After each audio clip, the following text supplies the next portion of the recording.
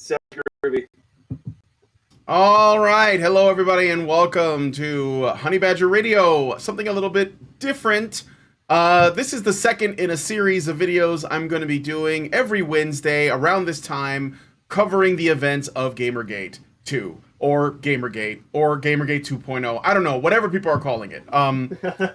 For some it's like a continuation of GamerGate from before. For some it is indeed a sequel. But we are live, and I am here with Problematic White Guy, because, well, first of all, it's because I like the work you're doing. So I've been involved with GamerGate since before GamerGate. Like, I was talking about stuff like this in the culture.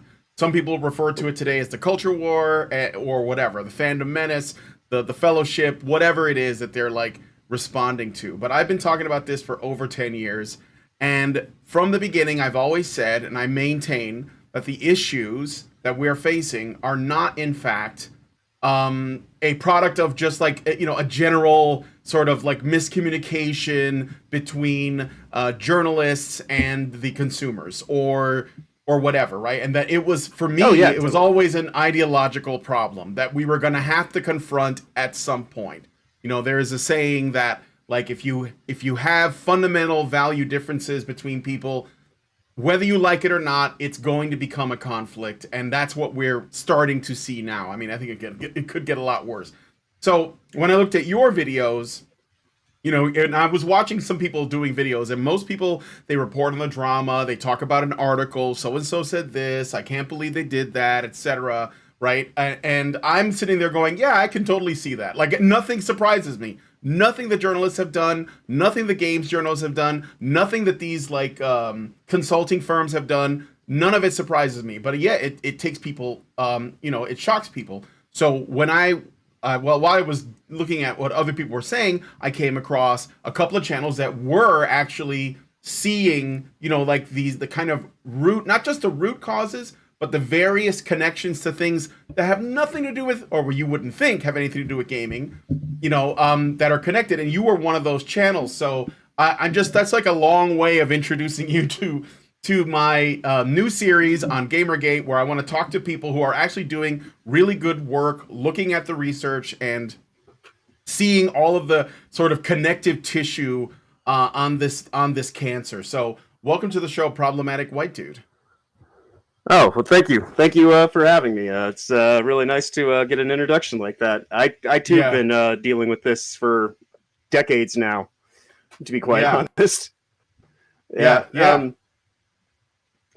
Well, like my background, like I went to Savannah College of Art and Design 20 years ago, and I got in their game design program. And so I was at GDC back in 2009, and I've seen this stuff from its inception point, basically, and that's why I'm not in the game industry, is because I knew I could see the writing on the wall from 15, 20 years ago. It's an interesting thing to watch some people just try to, chase after the algorithm and add their little 2 bits here and there. I've currently got no real following, but I think it's more important to actually blaze a trail and see where the evidence leads. So that's thankfully why you invited me on here today. So I definitely appreciate the invitation. Yeah. So let me know, guys that are watching, how things sound. Somebody says you are roboting in the space. I mean, on my end, everything seems to sound fine.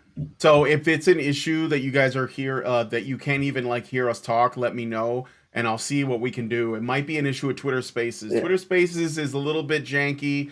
Seems like there's some lag, and I don't know, it's a little unreliable. So if that becomes a problem, we may have to it's in the stream, we're okay. So it seems in the space only. That's weird. All right, well, thank you. Anyway, so all right, let's look at some of these links. So I watched your videos, and I guess I'd like to I kind of put a couple things in the in our DMs that I wanted to bring up because people were talking about it. So I will make a mention of those really quick, but I think it's connected to these kind of broader things that we were looking at. So what we got here is first we have this new thing. So Black Girl Gamers threatens to sue. This is Black Girl Gamers is a, I guess you could say they are a, what's the word I'm looking for? Consulting firm, I guess. Indeed. You know, Yeah. yeah. And this comes from Fandom Pulse. So my friend John Delarose, friend of the channel, writes for Fandom Pulse. He used to write for Bounding into Comics. You guys might know Bounding into Comics. But the Bounding into Comics got bought by China, and so he left the company along with Jonathan Trent, who I also have had on the show before. Jonathan Trent now writes for a different website. I'm trying to remember what it's called. It's That Park Place, which is another resource that people have been using a lot when discussing these things. So speaking of That Park Place, Black Girl Gamers is threatening to sue them. This is because he accused them of something that they were in fact doing, which is hiring discrimination. And the reason why I want to bring this up is because everybody's talked about this already. They've talked about how hypocritical it is and all that. And look, I get it. Hypocrisy sucks, but the thing is that the people we're dealing with don't care about hypocrisy. They're completely indifferent to it. All they care about is the revolution. All they care about is their goals, right? But it is telling that they were hiding, like they didn't like the fact that he revealed this, even though they had said that they discriminate. Like they've openly, boasted about this on other, in other things they've written and talked about at speaking engagements, but they didn't want us to know about it, the people who actually give them money. And so this is like what I think is most interesting is that they have admitted to this, they have said it themselves, and yet when we point at it and say, oh, look, they're doing that thing that they said that they're doing, they get upset and say, no, that can't be proven. You don't know that we're doing that, and also we're suing you. So this is, so it makes you, so you got to ask, like, why do they believe that? Why is it okay for this hypocrisy to go on? So I don't know if you have any thoughts on that. Totally. Yeah. Yeah, well, I mean, a lot of what we're seeing from actually emanates from the HR hiring practices that began back in the 1990s, quite honestly. Like a lot of these companies, the game design industry has had game colleges available for people to go to for 20 years. And yet the number of percentages of women that come out and get into the industry to do technical positions is still what it was 20 years ago.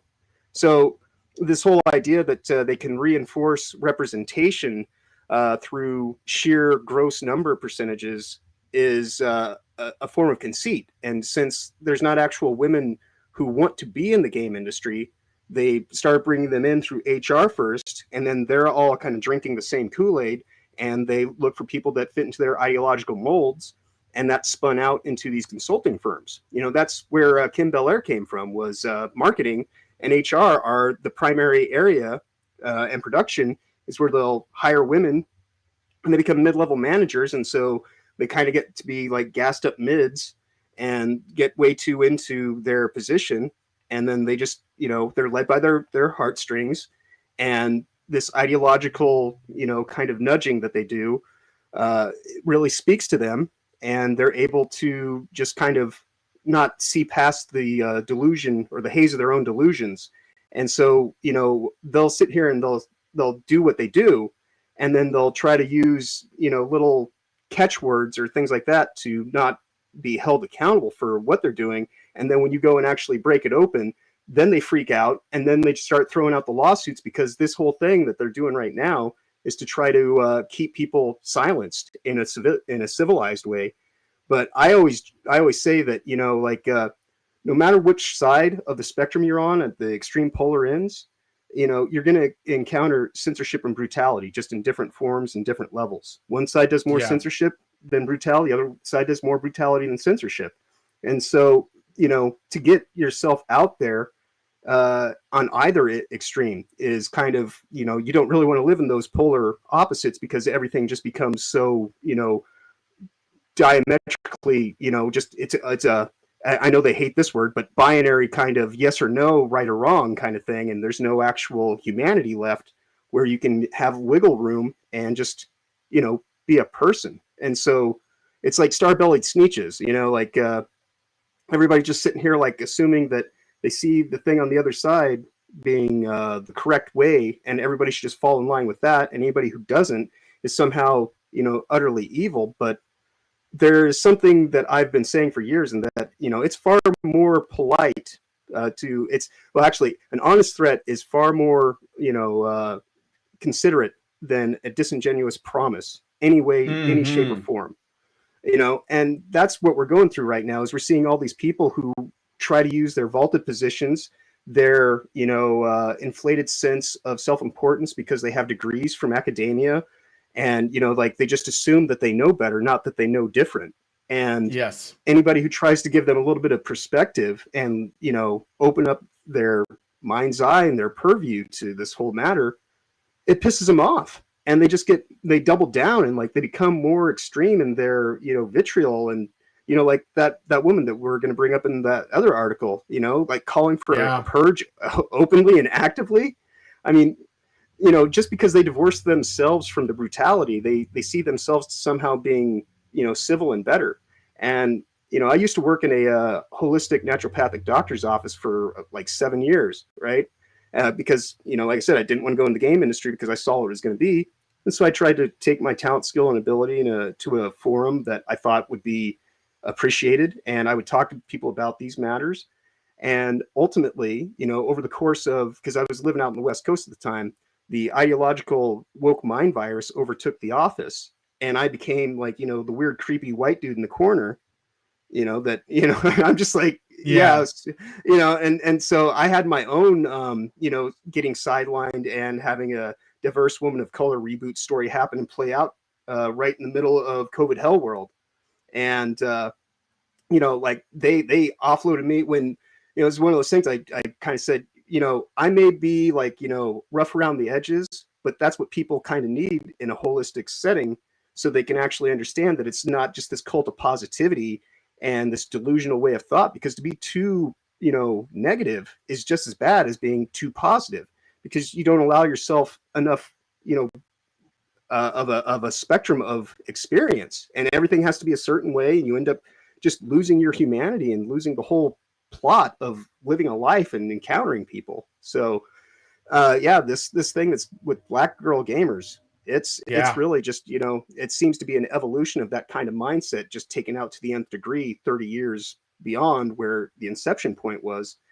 And so now, they think that anything they say, think, and do is completely beyond reproach, and we're all just repugnant and deplorable. But, I've been called extreme right by people who are on the left, and been called extreme left by people that are on the right. So it's just kind of like, I'm just a dude, I'm just a Yeah. problematic white guy, like, and that's why, Yeah.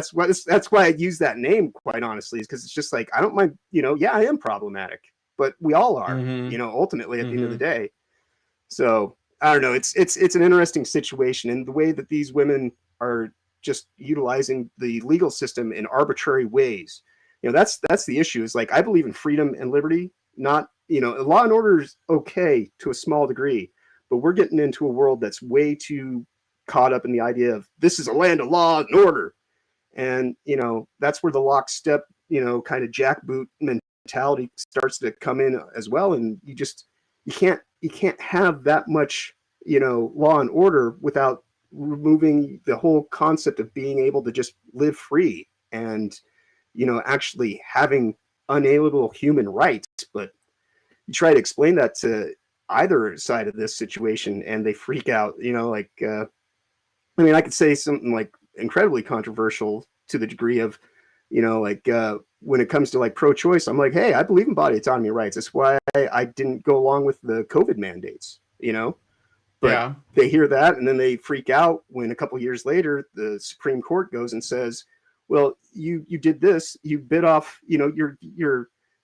getting exactly what you deserve because this is what you put other people through. And so if we have a system of equality and fairness, if we're going to put it into a security state mindset, then this is going to be the ultimate outcome of a situation like that. And Yeah. it undermines everyone's civil liberties, and it makes us all divisive, and we become like this pit of vipers, and that just keeps us all distracted on each other, while the actual danger that's coming from this globalist deception conspiracy from high level financiers and things like that they just get to go by, unnoticed. But that's magic. Magic isn't the woman in the red dress. She's the distraction.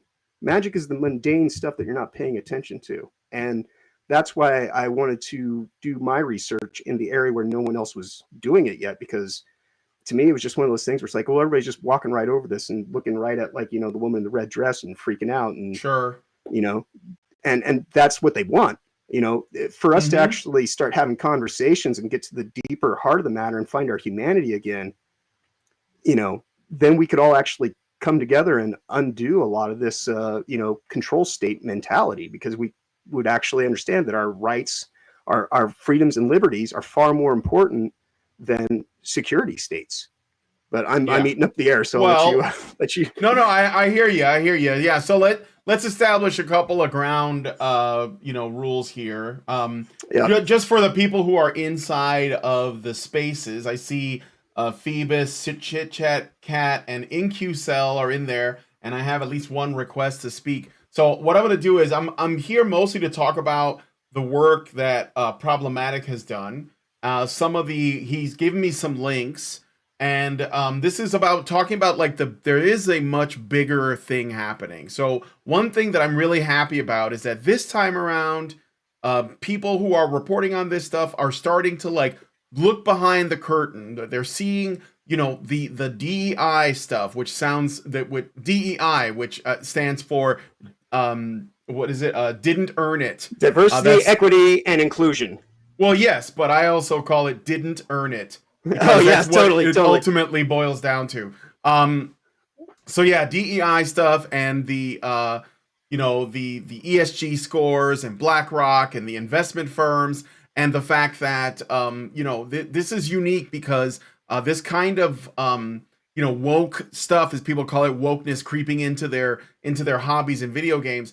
This has been going on in media for a long time, but the thing is, in Hollywood and in our television and even in our music, it was a slow process that we didn't really keep an eye on. But that was because at the time, those particular entertainment industries were kind of like guaranteed to grow, right? Like, you knew TV was going to be big, you knew that films were going to be big, but video games for a large part of the early of its early life, like when you had like pixels on an arcade machine, people thought that was just like a children's diversion, right?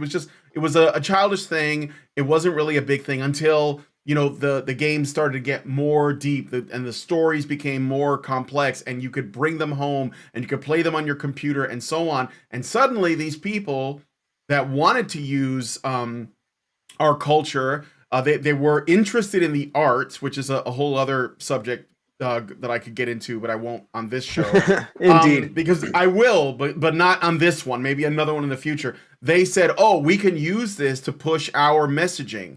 But they had to jump on it quickly. And so they did. And this is the thing about GamerGate 1, was that you had people that were, bloggers that wanted to write about stuff they cared about, and they were activists, and they wanted to bring that into, whatever job they could get their hands on. And some of them became games journalists. And so they would use their sort of education or their programming to essentially try to tell everybody else what, like you said, what the right thing to believe is, what the right thing to do is. And if you have moved beyond this, you might have seen that guys have written about this for a long time. I like Thomas Sowell, for example, and he has written about these people as, he calls them the anointed. They're basically people they're smarter than you, therefore they know what's best for you, therefore they get to decide, how to use power, how to influence your life. And of course, they never have to take accountability for when it becomes a catastrophic outcome. And so that's what we are seeing in the gaming space. So anyway, I will allow people to give their comments if they want to speak. But you're going to have a time limit, maybe 30 seconds or something, just to make a quick point. So I saw that some people left.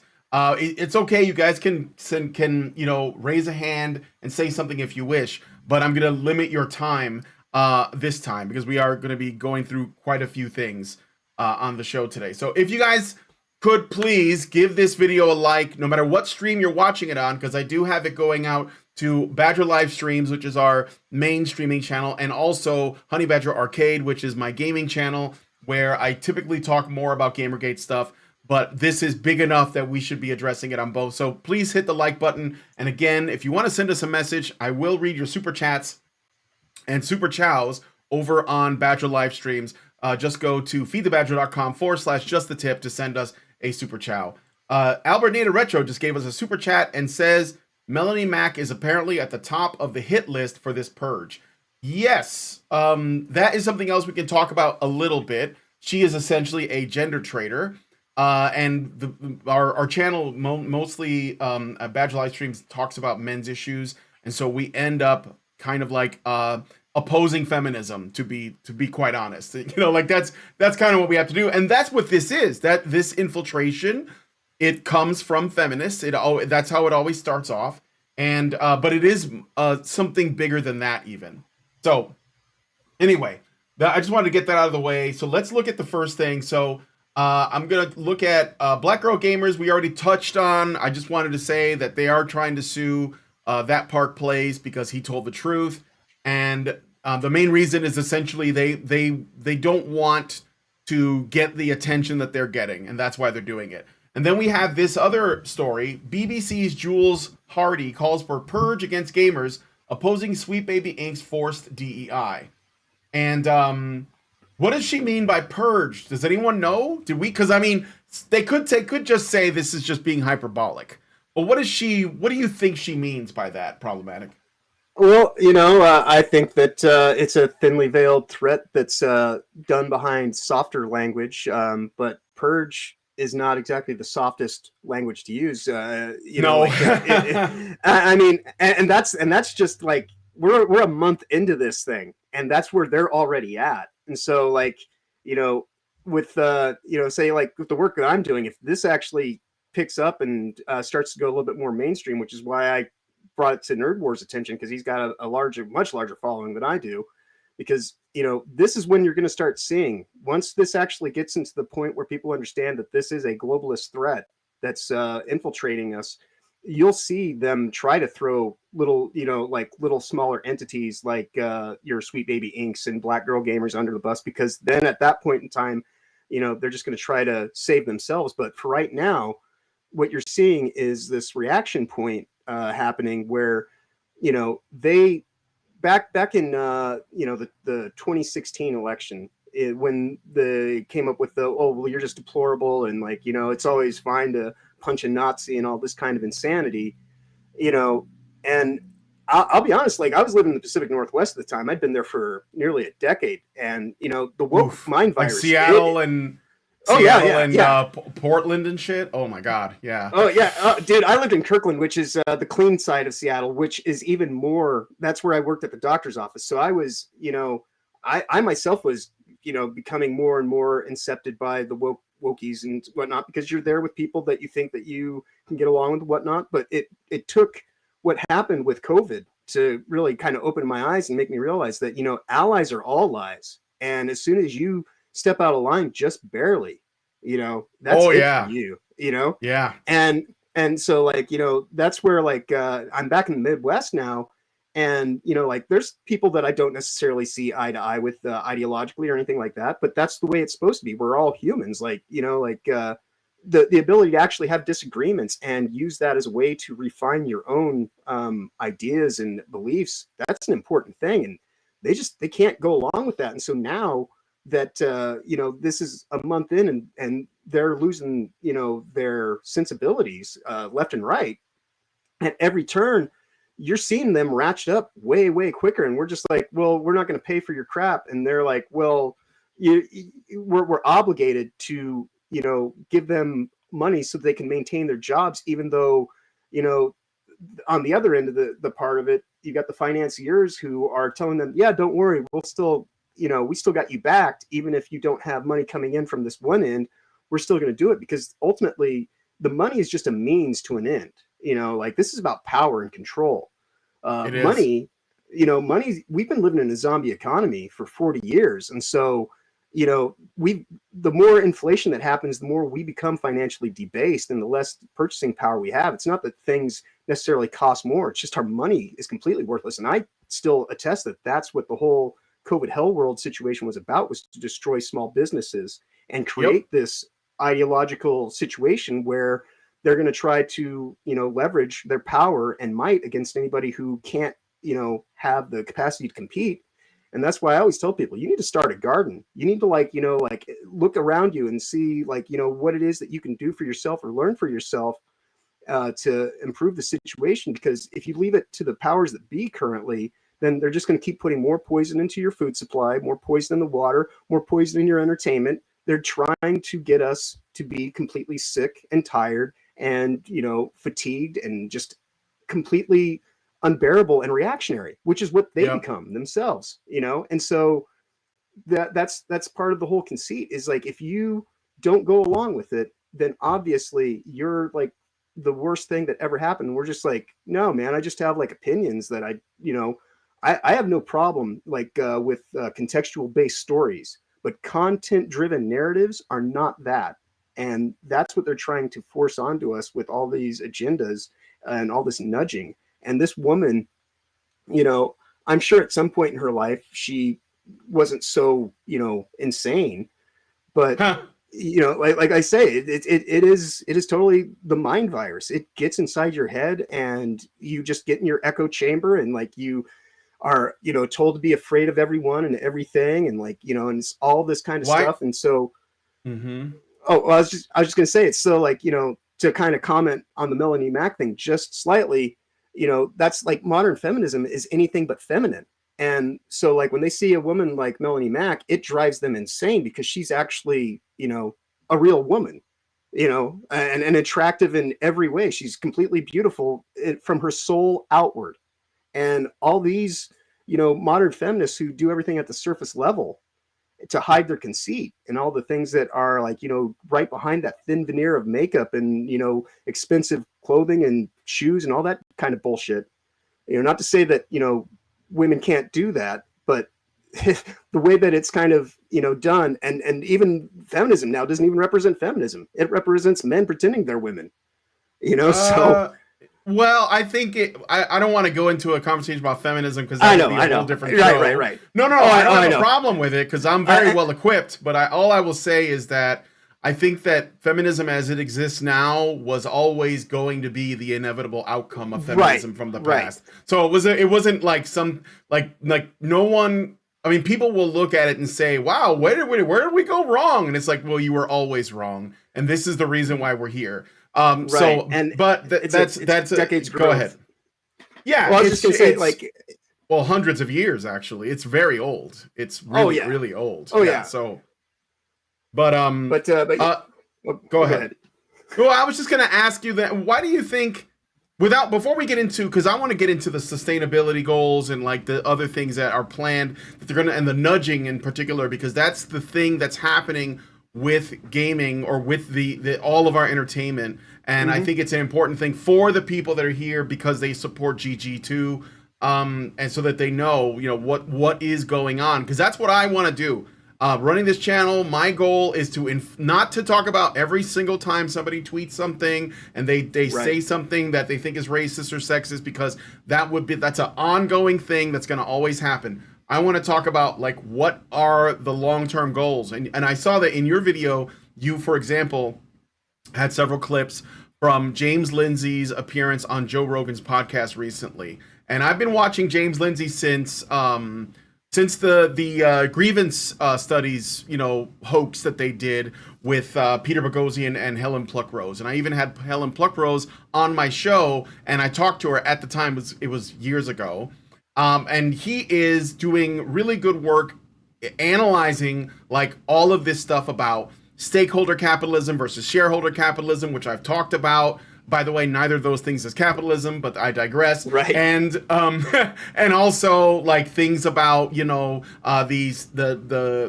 carbon emissions and the green, the climate change stuff and all of these other things and BlackRock, etc. So this is what really is important, and I'm glad because I do see more people talking about it. You mentioned Nerd Wars. I thought that his videos are really good. They go very in depth. It's not conspiracy theory. It's not crazy. It is the culture, and they know that. And culture has a massive influence on people. This is why we have to clean it up. So anyway, I was going to ask you though, why do you think it's almost exclusively women that are doing this? Well, I think that there's a certain level of, like I jokingly refer to them, not so jokingly, but it's like guilt-ridden woke white women will be the death of humanity. And it's Mm-hmm. because, like for as much as they want to talk about white privilege and all that kind of stuff, women are woke white women are right now perhaps the most privileged, subset of people in America right now, because they sit here and they try to do white knighting for all these people that they don't actually believe in as people, and they need to have our, like they're also caught up in their emotional connection to this thing, that they have no understanding that, about logic and reason and legitimate discernment, and it's crazy, but I think that they want a world to be so much that like I always say that if you really want something, you're going to go after it. But if you only Mm-hmm. want something, then you're going to stop right there at that level. And so for all the things that they think that they want, they just want to want those things. And so they're actually in their, idealization point where they have a struggle. They can, be activists towards these things. They can point to the people that, around them that they see something wrong in. But all those things they point out in other people, it's a cracked reflection of the shadow that they're hiding inside themselves. And until they actually take the time to actually realize just how infested they are with, like, these judgments and, these, just hardline kind of, oh, it's got to be this way. And like, like you can't trust anything. The more that they create a world that's divisive like that, and it does no one any benefits in the long term. And so, I think that in some ways, like equity is not equality. Equity is revenge. And if they actually wanted to, like talk about like feminism being such this great thing, then they wouldn't be committing the exact same, sins, as it were, that they rail against. And so they're no better. They're just different. And they're actually even more bloodthirsty. Like I remember on just a couple weeks ago, International Women's Day, I saw so many posts that if a man said anything like that, there'd be a cop busting down Mm-hmm. their door before the sun rose, you know? Oh yeah, And that it's was that they do that every year. And wait until International Men's Day comes around. See what they then now check on Twitter in when International Men's Day comes around. See if there's a Google Doodle for that. right, I mean, I'm not right. angry about it. I mean, I don't care. It doesn't change my life much, but it is an obvious stark thing you can see. But let me ask you this, because you mentioned woke, like guilty white women, and I hear this a Mm-hmm. lot, but like there's a lot of really angry non-white women out there. Oh Like yeah. Alyssa Mercante, probably. I don't know if she would consider herself white, but her last name sounds Latina. You got Kim Belair. You got Black Girl Gamers. There's plenty of this. So like, what's? I mean, that's not the same, Well, is it? I guess I should refine. Like when I say white, I don't even necessarily mean Caucasian. I mean like white devils, white, like white collar women that have like these inflated Oh, sense of self because they, yeah, they yeah. have a job with like a Privileged bone. women, Yeah, basically. Women right, right, who right, live in right, the first world. right, and they have Yeah. no understanding or connection to the world that's around them. And I worked in this, like I said, I worked in a holistic doctor's office. 90% of our clientele was women. I was the only guy who worked there, other than the doctor who owned the practice. Her husband was there with me to keep an eye on me, basically. And even though, like, because I might say something out of turn or like this or that, or I might like, like actually give people perspective. And, because when I was first hired, it was like, oh, well, we want you to talk about like, these, things that aren't mentioned, and I was like, oh, I get the opportunity to be a wizard and actually dispense some, good advice along with this medicine. Because I used to like, I was the guy who mixed their tinctures together and like I did all the kind of stuff. And so, like if you took me back to like the 1900s, I would be ostensibly a doctor. But Yeah. in today's modern culture, I'm just a guy who like, knows how to like mix things well and actually like, I could run their systems and everything like that. I had all these talents, skills, and abilities that none of them could have, but they were all, just unyielding in their politeness and their kindness and their willingness to come off saccharine sweet.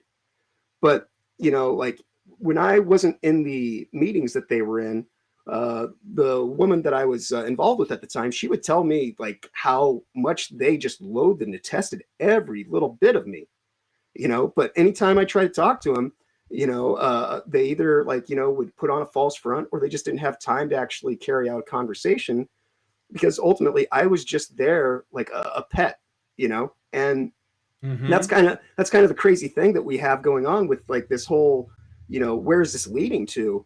That's the reason why there's robots taking over jobs and doing all this kind of stuff right now, because they want robot butlers. And the hilarious thing is that ultimately the women themselves are also being exploited in this whole endeavor. The ones that we're talking about, the ones that are kind of white collar, because they were all hired as cost saving measures. And this idea that it's to, balance things out. Yeah, it's to balance the books, not, representation. That's just a good way to sell it. Like the show and tell is the show and tell. The reveal is the reveal. And generally they are not the same thing. So, I would try to like talk to them in, legitimate terms, and they just, at a certain point, they couldn't take it. And so like, that's when the doctor that I work for started looking for a woman to replace me. And it took 5 different women coming through the doors. And ultimately I ended up coming down with COVID when I finally took a break after 2 years being, frontline deep into the madness. And while I was, at home sick, recovering, the doctor, she just sent me an email and said, don't worry about coming back. And she threw some money at me and just like, and that was it, and it's like, all right. So when push comes to shove, when it ultimately mattered most to actually have quote unquote a community and show care and love and compassion for your fellow man, you pushed me out in the cold and shoved needles in your arm. And so, however anybody wants to take care of themselves, it's not for me to tell them. But if you're working in a holistic, naturalistic practice that is completely against vaccines as kind of like the foundations of it, when you go against that, that shows you to be a virtue signaling asshat that means nothing and has nothing more than just a surface veneer of polish on you. I may be rough around the edges, but I'll tell you straight up, like, where I am and, what's going on with me currently. And as I progress through my life, I change. I ebb and I flow, like I actually have, experiences to draw from. But a lot of these women, they just get locked into their little safety bubble and they just want it to be like that for always, and I think that that's where some of the conceit starts to seep in.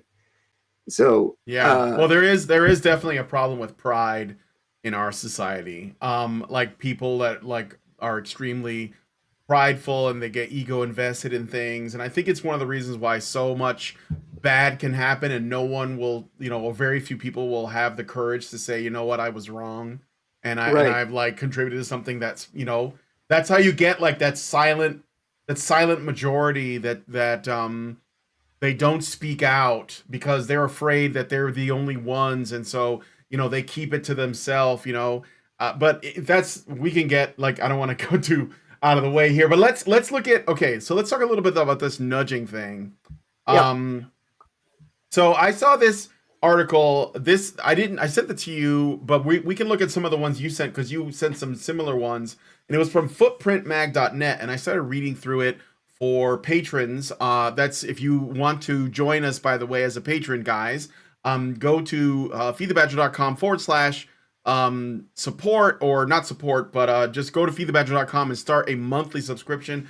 That lets you become a patron, and you can participate in all of the extra content, or you can just check out the Discord for free by going to badgernation.online. That'll give you a link to our Discord. Be sure to follow and check out Problematic's stuff. There's a link to his YouTube channel and his Twitter.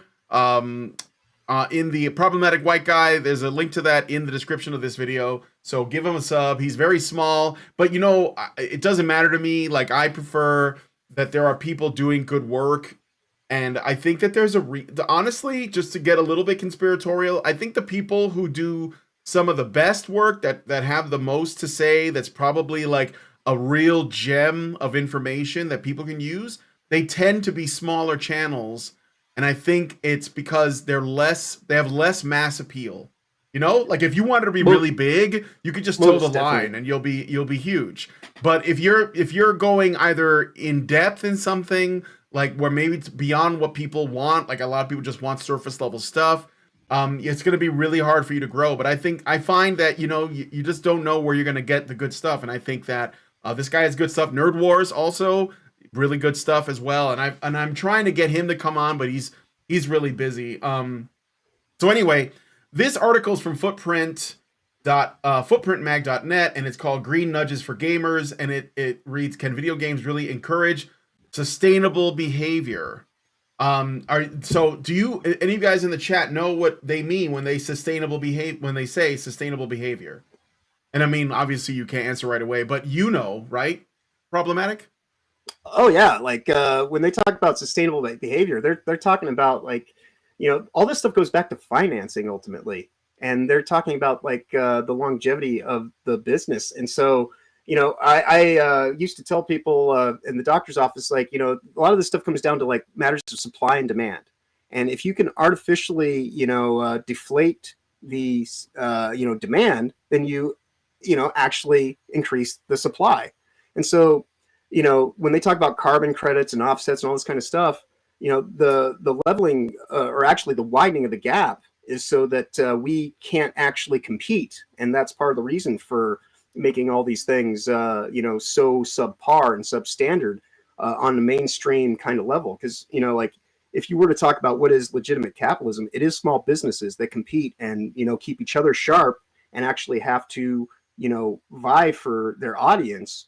Whereas if you get into this corporatist kind of construct that's taking shape, and if there's less people that are able to platform and compete on that level, which is kind of like going to, like, you know, my YouTube channel being small, like my last two videos have both been flagged by YouTube as, you know, being disinformation. And so I take that as a sign of pride, because it's like, dude, I have like under 100 subscribers on my channel. You know, like I'm one away from 69. Woo, 69. But here, but, you know, it's what, right. But, you know, like for them to come at me like that when I have like so little voice in this whole thing just goes to show that I'm saying stuff that they don't want. Erotic. Indeed. I'm evidently, no, it's all right. I'm evidently saying something that they don't want people to hear for themselves to actually discern and make a choice and a decision. They just want to, like, you know, paint me with this brush, you know, and just say, oh, you can't listen to anything this guy has to say because clearly he's, like, you know, off the wall. And like, and that's part of the reason why I go by problematic white guy as well, because it's their framing techniques. I just go and I completely dismantle it, because it's like I walk to the door and it's like, yeah, I'm problematic. What are you going to say about it? You know? Like, yeah, exactly. It's like, now what, right?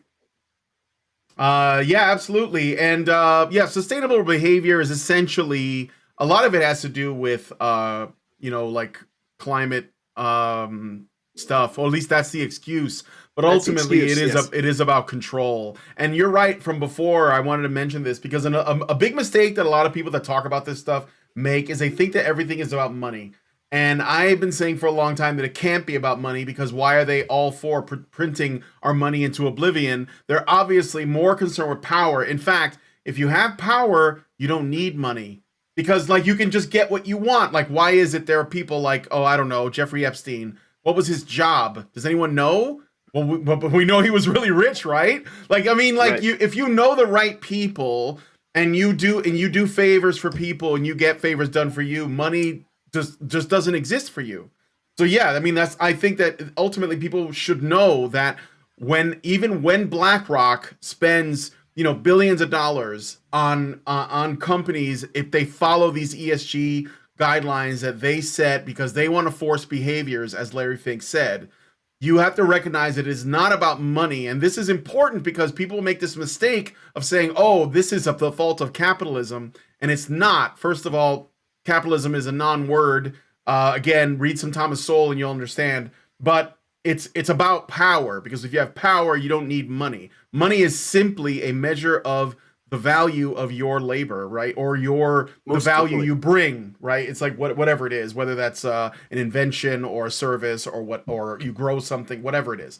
So, and yeah, like you said too, in a real market society, there are no corporations because corporations are a marriage of government and a company. But the government aspect immediately cancels out it being a free market entity. So another thing that often gets blamed on quote unquote capitalism is corporatism, but that's just not the same. Corporations couldn't exist No. in a free market. So this is an important distinction to make because unfortunately, if you're involved with Gamergate and you were like one of these people that was like, "Oh, I don't want to deal with politics," you have to. Like it's being forced on you. So you might as well be equipped. And the best part is, guys, we can win this.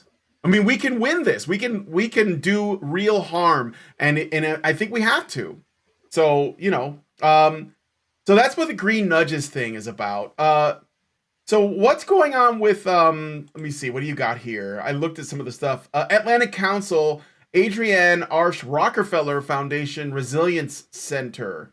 What's this? Yes. 1 billion resilient by 2030. Is this the another climate thing that they're doing? Oh, most definitely. Like their whole methodology of pushing this forward is under the guise of trying to prevent the climate crisis. That's actually how I was able to make the direct connection of all this stuff being tied back to the United Nations and the World Economic Forum through this think tank that's owned by the Rockefeller Foundation. And so the Atlantic Council, they have multiple smaller divisions, and so this push for resilience.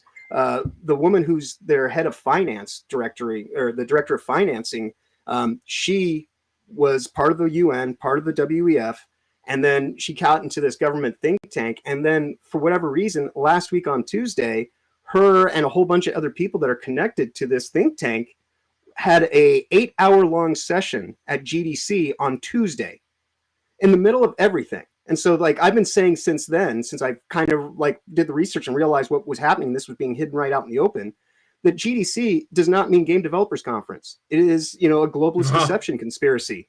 And like the event itself is just a sock puppet event to have a deflection. Like I say things like like precious gems are like, because I think about things like in terms of magic. I love Lord of the Rings, right?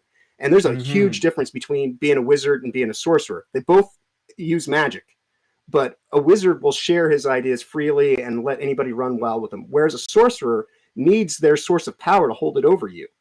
And so, back in 2009, the Women's International, it's called the WIGSIG, Women in Gaming, was the first. Yeah, this was the first special interest group that like the IGDA itself is also a special interest group, and they're based out of the UK. And so that's the International Game Developers Association. And so they started going into these measures and endeavors to, enact change based on representation. The program director we had at the college I was going to at the time was this woman who had been in the industry for a number of years. She actually had a little bit of like she had experience and this and that, but she was all about trying to promote women and at the behest of actually teach anybody talent, skill, and ability, and having that be the thing that we were supposed to be learning in art school. And so this does tie into academia right along with it. I like in my video I said what academia is the indoctrination point, and then the industry is the inception point. And so they try to get people that already are drinking the Kool-Aid to come into it, and then it becomes easier to do the inception. And then once the inception happens, anybody who doesn't measure up to where their standards are at, they get forced out, or their lives just become unbearable to the point that they walk away. And that's, what was happening to me, even in a doctor's office setting. Like these things happen in all sorts of spaces. And with the gaming industry specifically, the way that it has kind of taken hold is through this back channel financing. And this was all instituted under the ideas of, well, since we can't get the women who have the skills, we'll put them there and they'll give the oversight. And, they're just kind of trying to force the narrative, and have a content based kind of outcome rather than actually trying to contextually tell better stories and use this technology for what it was meant for, which was supposed to be, artistic integrity and free artistry and, Yes. giving people more of a voice. I have no problem if, like, you want to tell a woman's story. Last week I was watching Bound again, which is an amazing movie from when the Oh, that's Wachowskis were actually the Wachowskis with Jennifer Tilly and Jennifer Shan.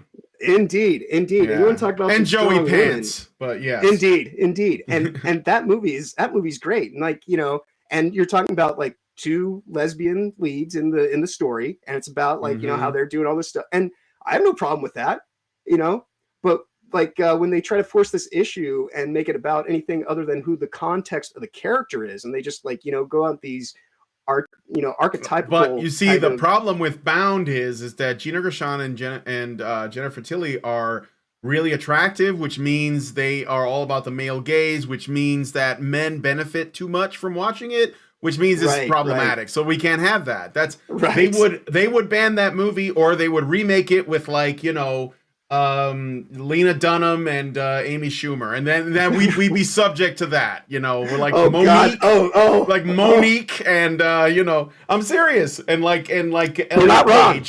And that's what we would be saddled with, because because the logic, it's a never ending cycle of like, oh, this is enough, of this like wokeness, or this is enough. And then like in 2 years, it's not enough. Oh, that was way too problematic. We got to step it up. Like the problem with progressivism is that it doesn't have an ending. It's just like a constantly spiraling thing. That's why they always eat each other, because inevitably somebody's going to step out of line. It's like a reverse black hole earlier, that spits everybody out. That doesn't like cling to the center as much as possible. Oh yeah, no, it's like I said earlier, allies are all lies, and it only takes one infraction, and all of a sudden you're part of the marginalized troglodytes and deplorables that need to know better, like that should be purged.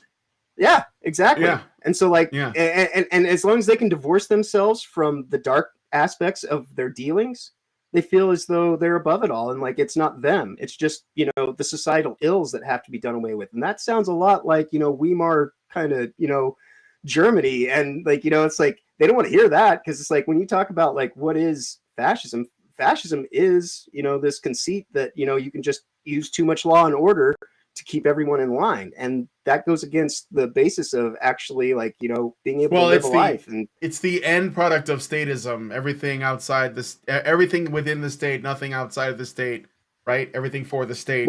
So, and they're okay with that, because what I think the thing is, like, why are women drawn to fascism? Because that's what we're talking about, really. Mm-hmm. They are because fascism, or a large, all-powerful government, is a good substitute for a man.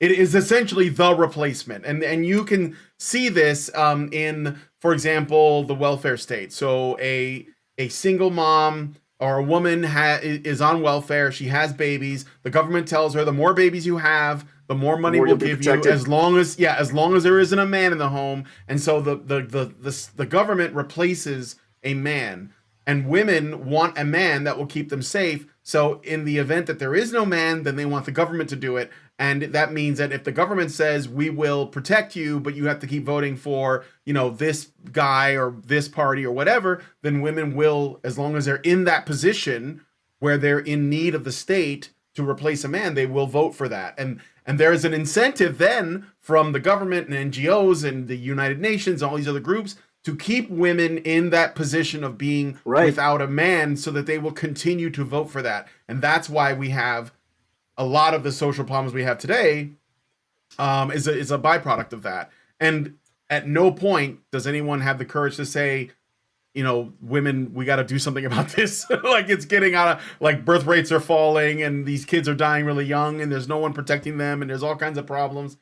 But yeah, I think that's the one. And also, by the way, there's another thing I was going to mention is, educated women are a big part of this as well, because, they go to school, as you were saying, they go to university, they get indoctrinated, public schools. It starts really early, and they go to university, and they get these ideas in their head, and they go out into the workforce, and they're told that they're smarter than everybody because they have a piece of paper that says that they're smarter than everybody. and they start playing that out, and they only learn this kind of like this Maoist education about that teaches them about their world, that they're oppressed and that men are out to get them and that they're the enemy, but they're smarter than them and they're empowered and they can, make change in the world. And so they go out and do that. And I think that this is there was a statistic not long ago that came out that said that in the United States, black women are the most educated demographic, which means the most indoctrinated like demographic, right? Because like to get a degree is not hard. Like the standards are in the toilet. And I'm not saying that anybody's dumb, but I'm saying that if you go to get a degree, you're going to get one, you're going to be 6 figures in debt, and you're going to feel smarter than everybody, and you're not. Like I think I've learned way more just being on the internet than I ever did going to college. And I did go to college, Most definitely. I tell my nephews right now, like they're interested because like, I went to game design school and all that kind of stuff. And it's like, they're kind of like, like, oh, I'd like to do that. And I'm like, don't, buy a Steam Deck, buy a Steam Deck and get some open source software that doesn't cost you anything. And for under $1,000, you can, as long as you got the talent, skill, and ability and the drive and the passion to do this thing, that's what matters most about getting a job. That degree is completely superfluous, especially when the most that they were trying to teach us was to prepare to go to GDC every year to do networking. And, it was about selling the sizzle, not the steak. And, like that in and of itself was just kind of like, all right, this is completely inverted. And what does this lead to?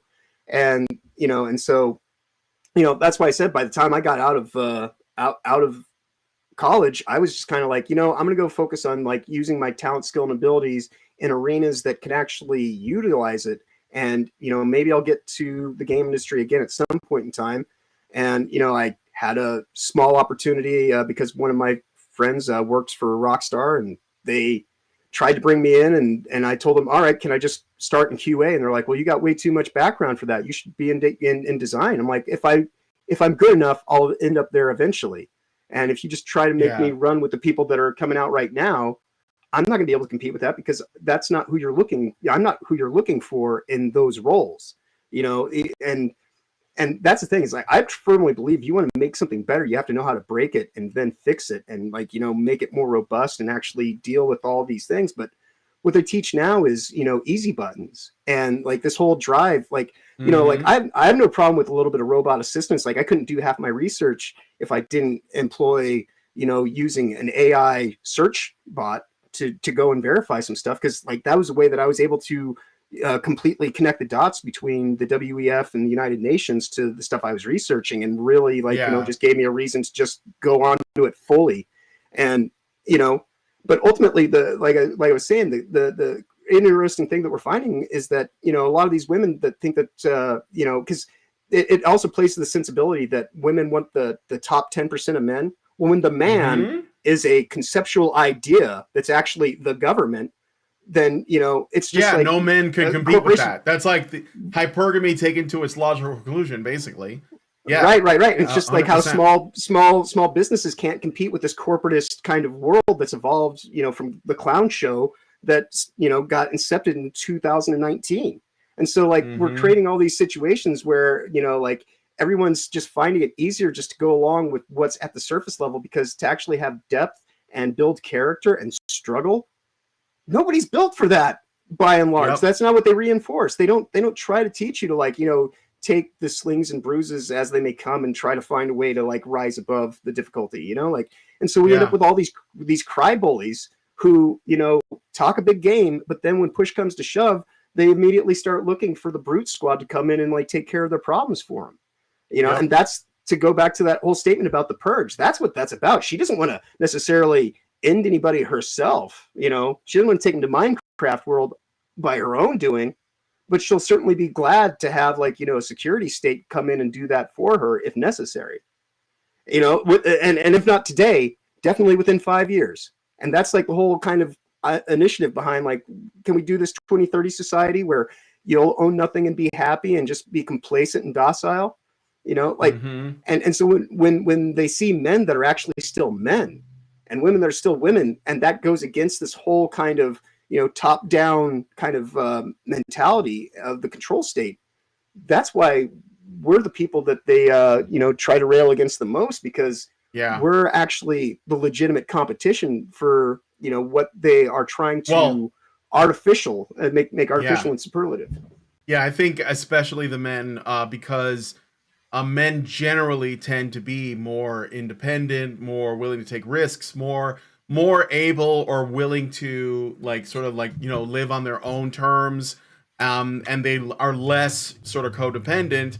And the state hates that because a woman that is with a man like that is also going to be more likely to vote against the government. That's why I said single women generally vote more government. Married women Right. vote for less because they're concerned about their family and the role that the state plays in it. So they generally tend to vote that way. And I think that an independently thinking man is a very dangerous thing to these people. And this is, I think, one of the reasons why male spaces they've been getting broken up for, Mm-hmm. a long, long time, like way before video games existed. If you think about it, going back to like when men would go to like, hunting lodges or golf clubs or fishing trips or whatever, and they go with they get away from the house for a while and go hang out with their buddies.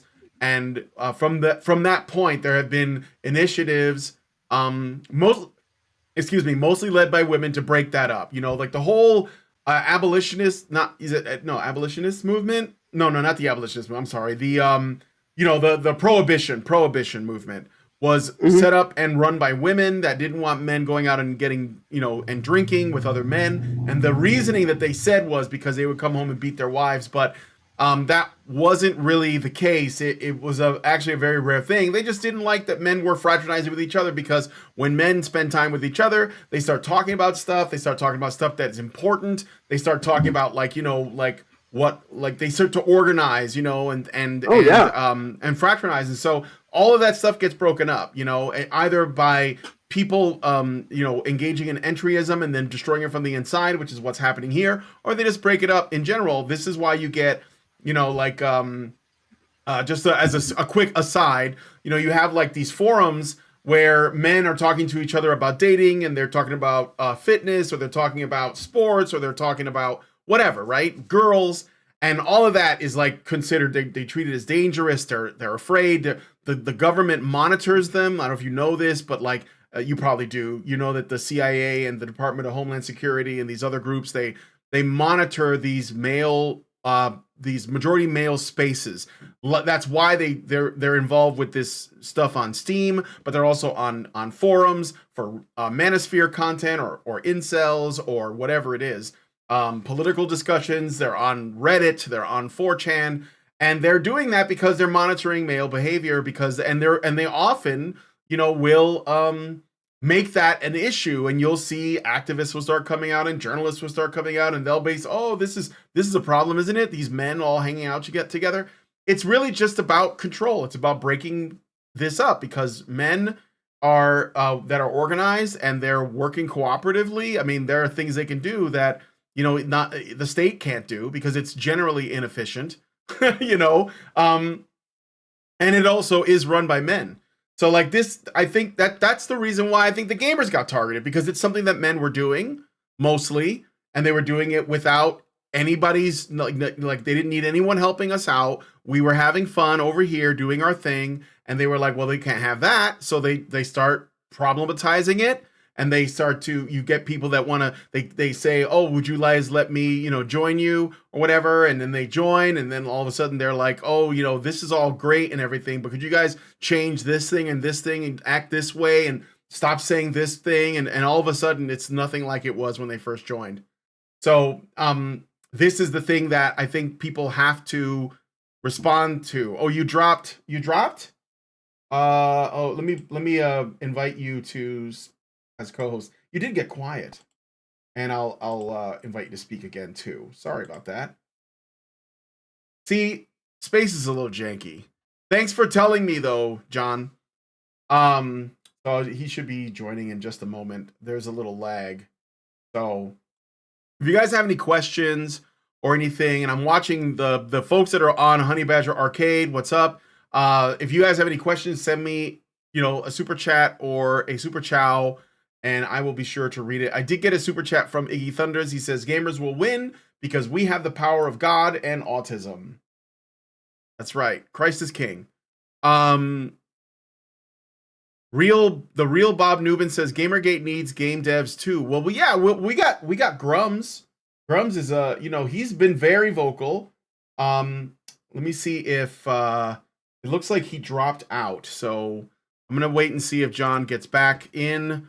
Let me see. I see that the in QCell, you're still there, I see.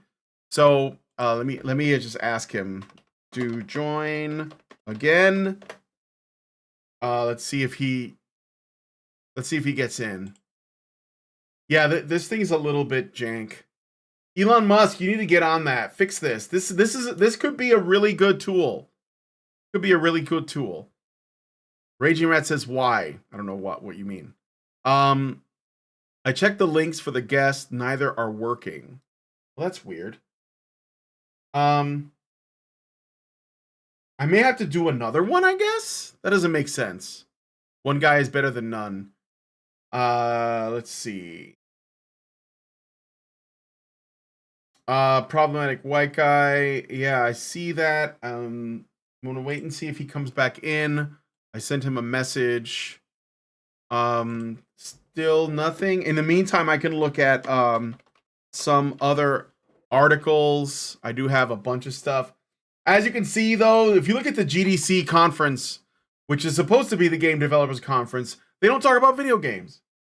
So we got this workshop. It's the Climate Crisis Workshop. Use your game developer superpowers to fight the climate crisis. Again, it presumes that there is one. All right. Oh, there you go. You're back. Okay. Cool. Technical difficulties. I was spitting too much truth again. It's all right. It was. I think it was Twitter. What was the last thing you heard me say? Geez. I kind of freaked a little bit. Yeah. Don't worry about it. We will. Let me see. Brian, you should invite Turning Point's Ryan Grimm to Fireside. Well, I'll look him up. I don't know who that is, but just tell me in the comments after. Put a comment in. You were talking about the temperance movement and how. It was actually the prohibition. Yeah, they were using it to break up, basically men going to bars. I was just basically remarking that, it's all about breaking up like male spaces. So right now, you got the Department of Homeland Security, and they're monitoring male spaces, like the Manosphere, or right. or Reddit, or 4chan, or gaming on Steam, groups, and this is known. So it's not they'll tell you it's because we're worried about violence or whatever, but they're just monitoring where men are at. Most definitely. Up until 2019 and maybe into 2020, I used to have a group of guys that I've known for decades, and we would play online games all the time together, right? And now one of them is my oldest friend, and he's the only one that I still am able to even talk to in the chat room that we had specifically to meet up and do gaming all the time. And I know people's lives kind of ebb and flow, and you go on and get things, but yeah, no, what you were saying is specifically an outgrowth of that whole idea of they don't want men to be able to have camaraderie and just some fealty to actually, be able to let off steam, be able to say things in a manner that kind of gives them a little bit more, understanding of, just being in this world. Or mentor each other, pass wisdom along, that kind of thing. Right. Yeah. And I swear that's part of that was also part of the push of putting us into clown world was, break up small businesses, break up, fellowship, and people's actual ability to connect. Because, it's another one of those, this is where I'm going to get a little bit whooshu. But I firmly believe that there's nothing solid in reality, including us. We're made of particles, we're made of energy fields and everything like that. And so, and we step back to the real conversation just a second, but I just kind of want to get this out there. Is part of that whole thing about the 6 foot distance between each other was, friction happens no matter what, and if it's solid things, we understand it. 2 sticks rubbing together is really easy. But if you're in someone's energetic field, you're having energetic friction, and parts of you cascade into each other. And the more that we're able to actually have this communal aspect and be good with it, the more we Yeah. can actually appreciate other people's perspectives and viewpoints. And so that was half the reason for doing the dismantling and putting people outside of their sphere of actual, energetic field space, so that they could make the detachment more pliable. And Yeah. and I swear that's ultimately what's happened, is like men have been, from this whole event that's taken place, that we've been divided down to the spiritual level, it seems. And and if you look at trends of what's going on in the world, they don't want to talk about it, but a lot of men are ending up in Minecraft world these days, as an outgrowth to this inability to actually just be able to release their stress and vent and actually be able to Yeah. deal with it in a manageable Well, way before it gets to that point. yeah, when you say Minecraft world, you're not talking about the video game. So yeah, I know what you mean. Yes, Indeed. we like this again. At Badger live streams, we talk about men's issues, and that is one of the primary ones, and it's one that a lot of people don't want to hear about. But it is true. You are absolutely correct. I think that when we don't have something like, I don't know, higher to strive towards or work towards, and there's no purpose to our life, then yeah, that starts to look really appealing. And I think that in particular, that's the case with men. Because men are basically excluded from like almost everything. Like there's no support system. There's no encouragement of friendship. There's no community. And I think that it's absolutely necessary. I mean, gaming is what's left. Like, why do you think? Just as an aside, let's talk about some gamer shit. Why do you think Helldivers 2 is so popular? Oh, Like Helldivers 2, it's got a Yeah. Twitch factor that's immediate, but it's also just Yes. got like an opportunity to it's rampant chaos. The people that are complaining about, well, why is it always got to have like a no friendly fire going? And it's like, because that's the way the game's built. Everything in there responds to bullets. Bullets are bullets. And so there's this actual kind of visceral appeal to it. That and Starship Troopers, even though the movie's very different from the book, the movie's great Oh, I because love it actually my it's one of my wife's favorite movies. That's how that's she loves it. Like we watch it together sometimes because it is so like, I don't know, like okay with what it is, I guess. So yeah. And I think that that's kind of the thing too with Helldivers is like, do we actually want to live in that reality? No, but no, it's a fantasy. It's an escapism. It's not right. connected to all this other stuff that they're trying to keep us locked in all the time, and that's why it works so It well. is. You know, Yes. I mean, And I think that there is, because it is, like there's no competitive mode. It's a completely cooperative thing. Like men, or I mean, it is mostly men playing, but not exclusively. But like we get to go on there, we get to play with our bros, work together. Hey, people die, whatever. We keep going. It's a laugh. I think it's because of the fact that there's like a serious bond that can happen. Oh, we lost him again. Shit. what? No, I I'm just still got a here. message from you saying that lost audio. I don't know. I just got that Oh, message. I think maybe it might have been my internet because Oh. it might and it was just like a slow delay on the message, that or Yeah. I'm spitting Well, too much truth and like the powers that it be are could be the watching me. algorithm doing things. But I think that True. what I'm getting at though is ultimately I think it is because it's like the last it is a last bastion for, people to like talk to each other and spend time together. And that's what, to me, that's what Honey Badger Arcade is all about. Like I have a gaming channel, but I use it to form community, to talk to people in the chat while I play a game, or if I can, I play with people, at every opportunity that I'm able to. Or I'll play games with my wife and I'll expose her to stuff, or I'll let her play and I'll just hang out and watch and talk to her, because I think that that's when we can like share something together, and I think that it's a really great thing. I mean, you were talking about how you were in the northwest part of the states, right? Did you leave there? Are you still there? No.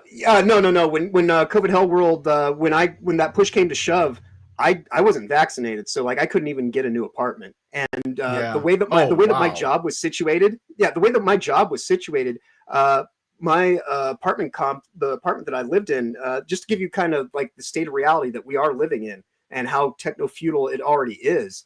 I was living in one of the most gilded cities that there can be. I couldn't afford to be on the lease myself. They wouldn't allow me to live there. And so part of my work contract was the doctor that I worked for, she had the lease on my apartment. And so when she gave me the boot, there was no way that I could afford to even go and look at a place, let alone because of the Hell World situation that was in play.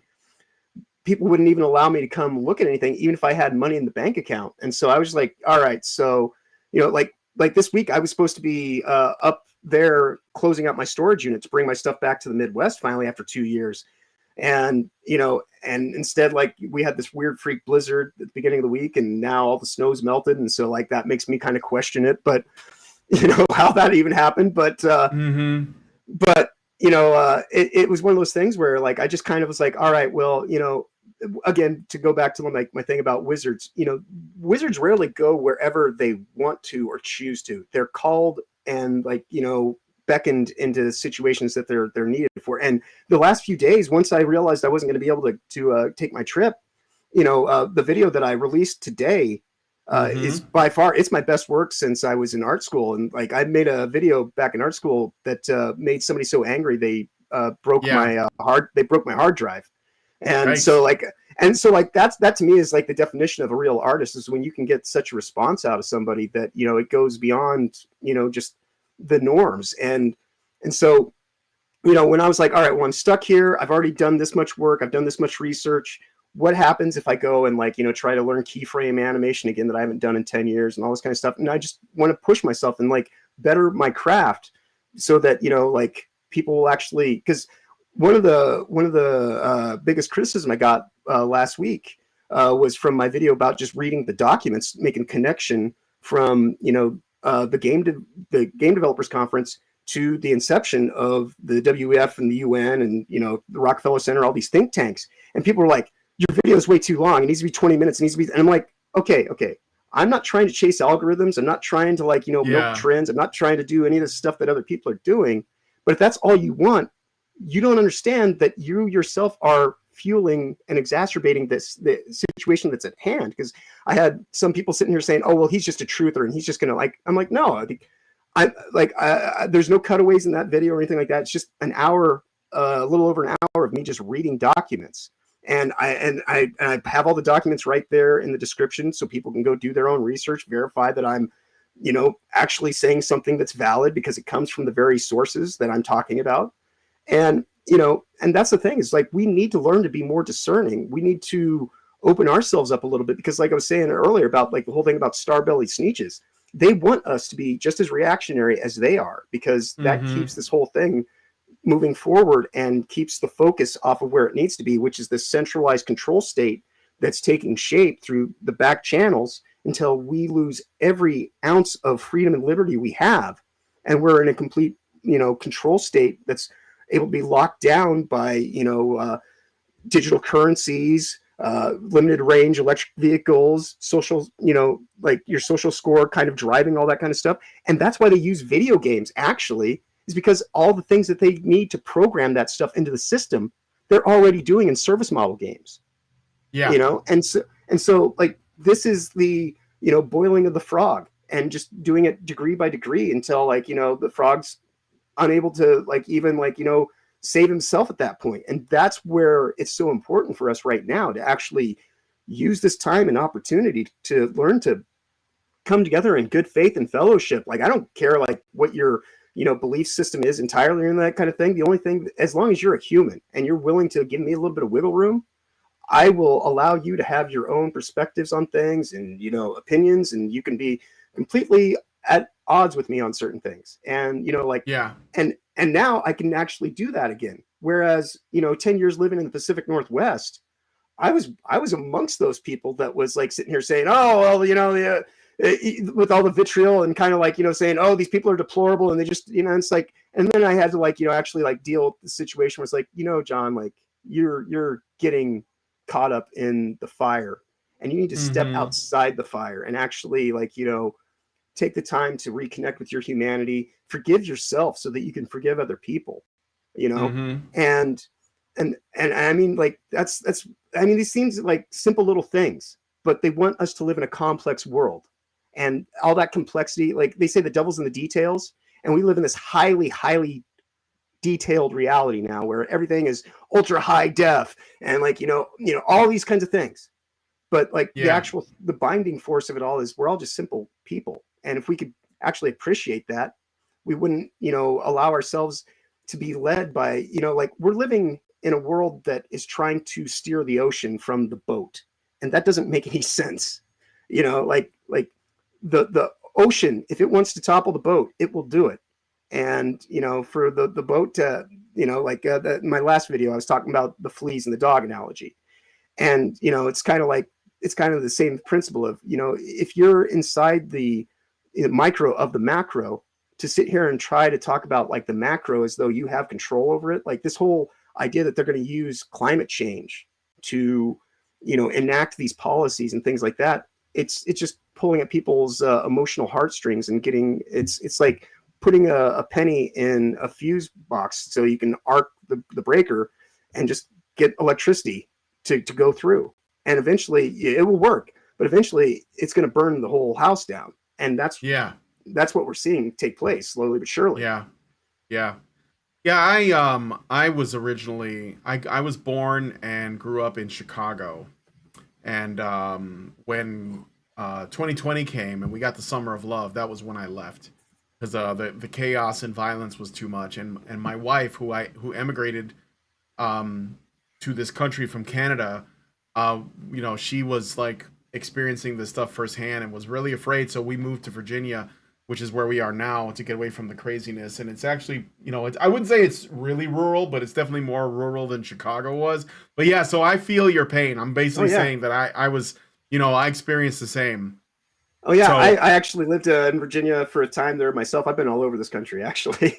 Oh, okay. Wow, that's cool. And I think that's part of the reason why I'm able to have a little bit more discernment about some of this stuff, is because I've lived in small towns, I've lived in giant cities, I've known people of all kinds of different levels of socioeconomic status and whatnot, and like I've had very I've been in the tallest tower when I was living in Seattle, able to look down over the entire city in like this like prestigious kind of restaurant. There's like, what's prestigious about it? Because like it's like my last video where I was talking about the Center of Excellence. That's a name they gave themselves, and so much of this stuff is done in the concept of framing. And if they can just get you to go along with the show and tell and the sell job, you never take the time to actually investigate what it's all really about.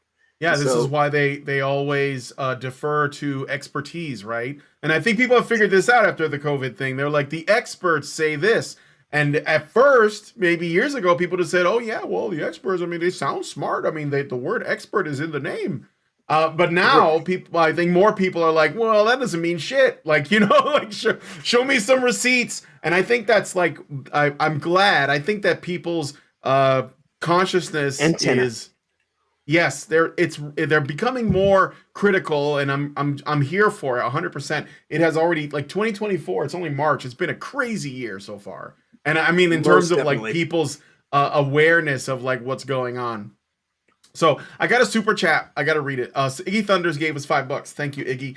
And says, why does Hardy have a shiner? And why did they select that photo to coincide with an article about gamers? Gamers didn't touch her, liars. Well, this is actually, no, this picture is from Phantom Pulse. Phantom Pulse is a friend.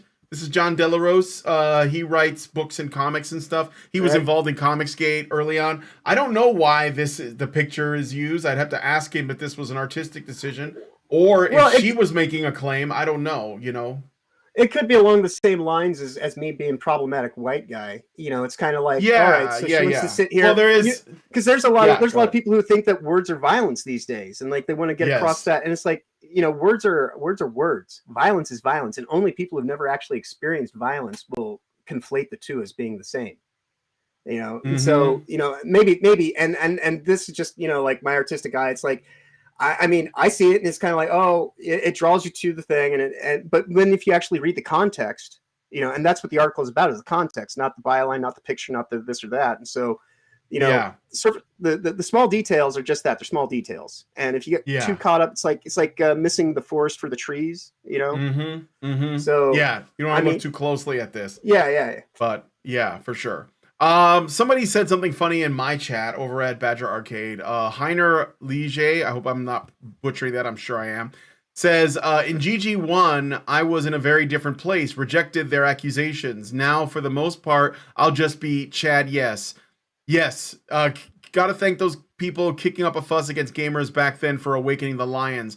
Well, that's it. That's what it is, right? Like I was saying this back then, and I got accused of this or that thing because I was like staunchly against it, but I think the reason was because I was starting my awakening before a lot of other people were, and I believe, and I don't know what you think about this, but some people who were involved with GamerGate and have since, I believe that GamerGate, when it happened in 2014, and the sort of the conversation going on on the internet about ideological possession at the time, so more broadly, not just like Gamergate specifically, but just like the way things were being reported, etc., it led into, and I think there is a river, I guess you could say, that flows from that into things like Brexit, into Trump, but also into COVID, into Ukraine,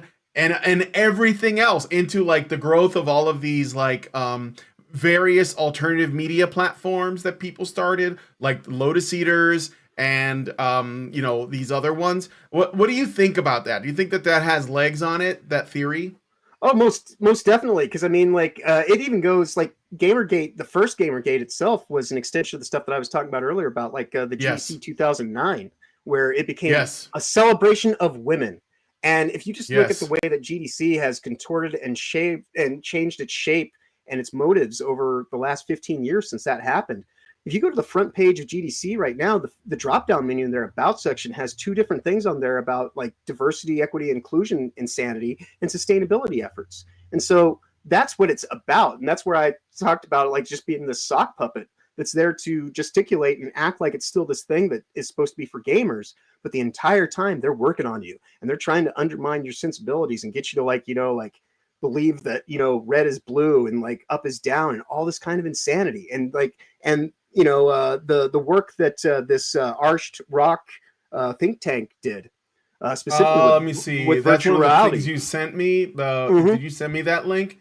Let me see, which article is it? I see it. Arched Rock. Yeah, here it is. Innovative policy and finance solutions. Yes.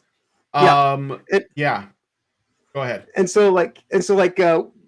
This Arched Rock think tank, their whole idea, they were paid to make a prototype for a virtual reality simulation, so they can go and they can put people artificially in the place where they want their mind's eye to be. And so, absolutely, and so in that video, I'm talking about how 20 years ago they were talking about how we were going to be underwater and California was already going to be gone and Florida was going to be under the ocean and all this kind of stupid shit, and an inconvenient truth. And the inconvenient truth is that it was just a sell job by a con man who wanted to start this means to an end. And we're just seeing the outgrowth of that, just like the zombie economy through inflation. That when you talk about what is the deep state, it's the stock market. It's all this stuff that doesn't have to deal with being elected or having to be accountable to anything. They just make you beholden to their dealings. That's why they did the whole thing with Too Big to Fail. All these things that we're seeing are it's like looking at a plate of spaghetti, and you can pull any one individual noodle and it's going to have like a whole bunch of like spice and sauce and stuff like that to go with it. But all of it together is mishmashed in a weird kind of web that, makes it what it is. And, and to untangle it all, you would go crazy. And that's where a lot of people just, they become desensitized to it almost, because it involves more time, trust, and consideration in themselves to actually work through it than to just become debased and numb and comfortable with all the insanity that's going on around us. And it's the thing that kind of drives this kind of snarky kind of sense of what comedy is now. And it's my God. Yeah, I mean, it's just there's no nuance, there's no sophistication in the way that people can have a dark laugh. Everything has to be so pristine. But I will say, I think comedy is starting to come around. I think that it's starting. What's that guy? He was on SNL not long ago. I forget his name. Kind of a fat guy. He does like Yeah. I know oh who my you're talking about. god, I just can't. so hilarious. I was dying. I was like, dude, this guy is gonna be a legend because the field is so dry. I'm sure somebody in the chat's gonna Yeah, tell me. maybe I somebody forgot in his the chat name, throw it but in there. very funny Uh, guy. But anyway, I agree with you 100% on that. Yes, I mean like, every area where we would be able to find a release valve, because that's what is, a lot of this is, right? Whether it's like, mhm. oh, I had a long day at work, I want to play some video games, I want to listen to this, I want to listen to the radio, I want to watch some TV, I want to watch a movie, I want to listen to a comedy special. All of these things are like completely like just it's like a boulder was dropped on them, and you can't enjoy it. There has to be a sermon crammed in there somewhere. And I think the purpose of it is to demoralize us until we normalize it. We're just like, well, that's just the way it is now. That's just comedy now, It's not funny on Right. The new purpose. normal. We're gonna go. Yeah, it becomes a new normal. Let's go watch some Hannah Gatsby. It's okay, you know. Right. Um, Right. so, but It's yeah. So, well, I will say this because I mean, and a lot of the people I know are pretty demoralized. But what do you think is something that people like? What do you think is something that people can do to cope? And I know that cope is sort of seen as a bad thing, but I think that there is like some use in finding a means to I mean, cope while they're like I think being, we're doing it right now. Yeah, Like that's you have true. to be able to. You just have to be willing to engage with people and actually get a little bit of deference from your own experience. Because like we used to commiserate through the misery, and now since lockdown hell world began, like everybody's just supposed to be in their own little bubble and not like actually like be concerned about their fellow And man. They that's where put they us in a want rat us. race, Yeah. Mm-hmm. right? And so like I was saying, it starts with like forgiveness of yourself and like finding like some compassion to like actually like so many people eat food like products, but they don't actually eat food anymore, right? Mm-hmm. And so I'm constantly extolling to people the virtue of starting a garden and like having it be organic, and not because like I'm some hipster jackass from the Pacific Northwest, although I've been called that plenty of times, but it's because like when someone like Bill Gates owns the majority of the farmland in America and the majority of the food is filled with pesticides and he's trying to like, also blot out the sun and everything like that, there's a certain revelation point where you're like, maybe that's not the stuff I should be putting inside of me because, Yes. the more you reinforce a thing, I firmly believe that, people's bad diets create people's bad thoughts because there's so much clouded kind of bullshit running through their system that they can't, actually discern anymore. And so, and the way these food like products are made, it just it jumps their circuit breaker and like they're unable to actually process things appropriately. And so, like I say, start a garden, play some games with your friends, like actually find that way to break from the madness, because if Yep. you allow the madness to steer you, it's got us exactly where it wants, and this is what I was saying earlier about like the want to want, and they want us at this tipping point of insanity rather than like Mm-hmm. actually being able to say, what, maybe I can like step back from some of the things that I hold to be so true. Like the importance to be able to laugh at yourself is, like that's again, that's another reason why it's problematic white guy, because it's like, why would you call yourself that? I've been asked, and it's Mm-hmm. like, because it's funny. It's in 2023 when I actually I think it was tail in 2022 is when I made the name. It was such a, that phrase came out of nowhere. All of a sudden, everything was problematic, this and that. And so, like, I was just like, I was in a chat room in Friday Night Tights, and we were railing on Rangs of Prime, as I like to call it. Yeah, And Rangs of and Prime. yeah, and it just kind of like it just hit me like a lightning bolt that day, and I just changed my name right there, in the middle of the chat, and that's why it's actually John Richards / problematic white guy, is because I didn't want people, because I kind of developed a little bit of a following in the chat. So I wanted people to know that I was still that same guy. I was just like, I was taking on this handle now. And, Mm-hmm. and so, I often say, Gary, inspired me to get involved with like doing a YouTube thing, but Nerd Wars really kind of, just instilled in me like this is why you need to do this and you need to do it now, because Yes.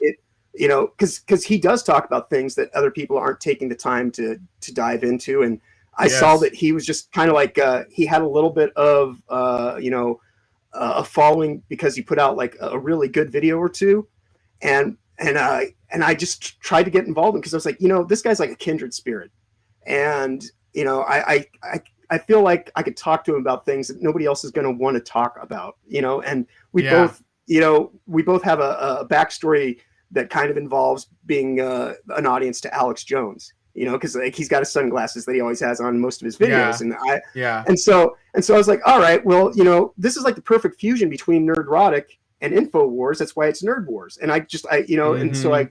I started to support him, and then he got involved with Angry Badger, and I started to support Angry Badger, and Yeah. like slowly but surely, like since we've all kind of been working together, they definitely have far more success so far than I have. But for a guy who's in his mid 40s, who just kind of like has spent the last 2-3 years of my life trying to undo the damage of being cast aside, this is the most I felt alive in years. And that's what I mean by you have to just learn to live again and learn to do the things that like are good for you, just in terms of being an artist. Like I went to art school, and then I Yeah. spent 10 years working in an office, and they were just Yeah. drilling it out of me and like trying to take away my sense of humor and my sensibilities and my ability to just kind of laugh at myself. I was becoming one of those rigid jackasses with a stick up his ass who was taking things far too seriously. And Mm-hmm. thankfully, disconnecting from all that and kind of like having this experience, like I've been humbled by the world in a way that you know, uh, like I don't necessarily adhere to any specific religion, but I do have good faith. And I believe that, no matter what you call it, as long as you have good faith, ultimately we all, can work together and actually like, see the thing that we're all kind of focused on together. Yeah. And I think that's the other thing that is lost in the world right now is people are just, they're told to just trust in the government, not have faith in your fellow man, That's right. and Well, that's where we need to what be. they're basically being conditioned to see the government as their god. And so like Yes. they're just substituting, whatever religion they had before with this status religion. But well, I will say that I really appreciate all that you have said, and welcome to this community, because I'm all about making that grow. And I would say also, when this is over, you guys share this around, please. Share it with Angry Badger. I'm following him on X, and share it with Nerd Wars. Let him know that this conversation, this one we're having, this conversation like this, these are crucial. I mean, I love Nerdrotic. I tried to get him on the show. I love Melanie Mack. I love that she pisses people off. I think that she's great for that. I love the honesty. Shad and Sargon. Sargon, I know. Like, I mean, Right. Carl Benjamin. But I mean, I hung out with him multiple times. And I feel like blessed, if I could say, to have known them. But I do think that like this is a really good opportunity to form community. This is why I'm doing Badgerpod Gamergate. This is why I'm bringing it back. Because I think that these conversations are the crucial ones. We have to, and I think that it's going to consist of making people aware of what is really going on behind like the cultural vandalism, which I think is also important to talk about. Why it matters that we talk about it, and how to spot it. So like this is what I want to do. I want to help people see. When you get something and people are like, "Oh no, this isn't woke." They'll be able to discern, like, well, let's see, because sometimes it's not obvious. Sometimes it's not just like pink haired, trans character or whatever. Maybe there's like something subtler that you should be able to identify. Maybe there's just like something in the spirit of it. Because ultimately, I think that because I believe in property rights, you should be able to choose what you spend your money on, what you spend your time on, what you spend your effort on, and that you shouldn't be doing that for people who hate you. So Most it's definitely. pretty simple, yeah. So I got this. Speaking of which, I'm going to add another consulting firm to the list of consulting firms that probably should be, added to like Sweet Baby Inc. This was sent to me by Chit Chat Cat. Thank you, Chit Chat Cat. I saw that you were in the Twitter space, but then you left. I don't know if it's because you were having issues. I know that this thing dropped and I had to restart it at one point. But I am still here if you guys want to pop in, and I'll give InQcell an opportunity to say something. If you want to say something, InQcell, let me know. And I'll give you like a 30-second chance to say something to what we've been talking about. Just like give yourself some time to think it over. But this is from a Twitter account called @EvilShannon. And the name is Shannon Ingalls Wants to Save New College. And this is what it says. I'm 42, been in games for 10 years now. I run a narrative design and writing studio called Martian Brothel. I went to Martian Brothel. It's not set up yet, so there's no website. This is very, very new. But apparently they're going to be setting up a website on Wix because that's where it took me. And I have a few games releasing soon. So she's working on some games, but the website's not set up yet. Marvel's Midnight Suns, God of War Ragnarok, so she did work on that. God of War Ragnarok, Read Only Memories Neurodriver, Redacted at Ghost Story Games, Redacted at Redacted, so I guess some things that got redacted. I also worked at Telltale Games, mainly on both seasons of their Batman franchise, but also a little on Walking Dead, Minecraft Story Mode, and Tales from the Borderlands. I started off as a journalist, editing my college paper and majoring in cognitive psych at New College of Florida. I then moved to Austin and ran an e-zine called Recharge before attending UT Austin on a Michener Fellowship for Screenwriting. Yeah, there's a whole story, but if you're concerned about like any if those games are on your list, just bear that in mind. I understand, by the way, with God of War Ragnarok, people have asked me about that game because I had the privilege and honor of interviewing and talking with the developer of the original God of War, David Jaffe. Mm-hmm. And David Jaffe now runs a YouTube channel where he talks about the gaming industry and he gives people some inside baseball and stuff like that. And he has his views. And I remember when I brought him on, we actually got into a bit of a debate about, like sort of like wokeness in video games. This was back when GamerGate started. So this is 10 years ago. And I was talking about like, the things that I could see, but I was having, I guess at that time, I didn't want to just start saying cultural Marxism because I think it just turns people off. Like they're like, oh, it's like looking for a boogeyman. So you want to like try to help people see it the way you see it. And he wasn't really that receptive. And he kind of called me a sexist and stuff. And I was like, okay, well, whatever. I said my piece. And then later he left the company. The studio took over God of War and they remade it. And he had some criticisms about the reboot because he felt tonally it wasn't the same.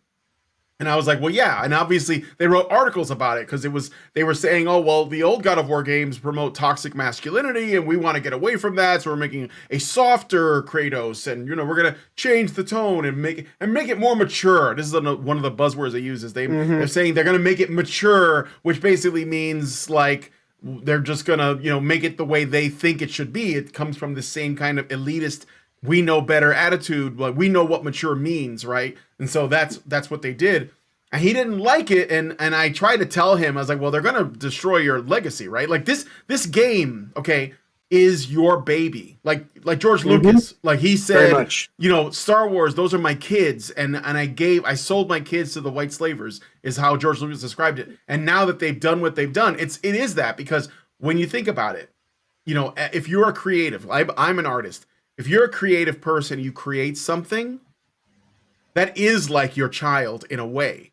And if it becomes popular, like Stan Lee creates Spider-Man, that's his baby, right?